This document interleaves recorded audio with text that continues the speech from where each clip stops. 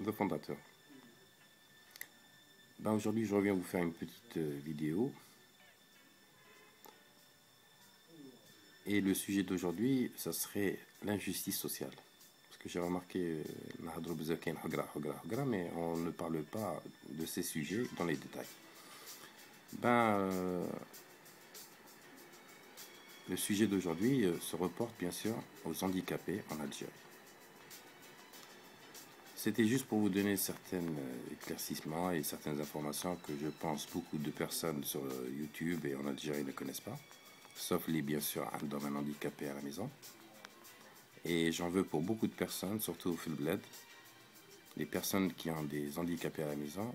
On a un complexe et c'est malheureux de le dire, on a les handicapés. Et ça c'est... Bon, je ne suis pas là pour juger les personnes, mais je voudrais juste vous donner des informations. C'était juste pour vous dire qu'un handicapé à 100% avait une indemnité de 4 000 dinars. Et c'était régressif. Par exemple, une personne qui avait 80% ou 60% avait 3 000 dinars. Et quand on voit qu'on a pratiquement 3 millions d'handicapés en Algérie, avec des indemnités aussi basses, eh bien, il faudrait se poser des questions. Il faudrait essayer de trouver des solutions, de se révolter dans ce sujet. Et quand on voit aussi, je trouve l'injustice sociale. Alors bon, on a parlé d'un handicapé à 100% qui était de 4 000 dinars. Donc nous dit pour un handicapé, par exemple, fils de Moudjahed, qui est de 15 000 dinars, et pour un fils de Shahid, qui est de 18 000 dinars. Vous ne trouvez pas que vraiment, il y a une injustice sociale?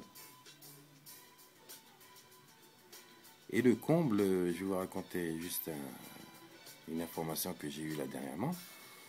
C'était concernant, vous savez qu'en Algérie, il y a l'investissement dans le cadre de la relance agricole en Algérie, où l'État a subventionné des agriculteurs et des éleveurs, par exemple des vaches laitières. Et à chaque fois, par exemple, ça c'est un handicapé qui m'a raconté l'histoire. Et quand la vache laitière met bas, l'État donne une subvention qu'ils appellent Kimagalé Tuisa de 60 000 dinars.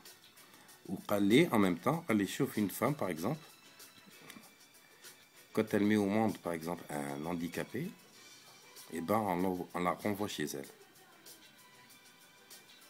Vous ne trouvez pas qu'il y a une injustice sociale?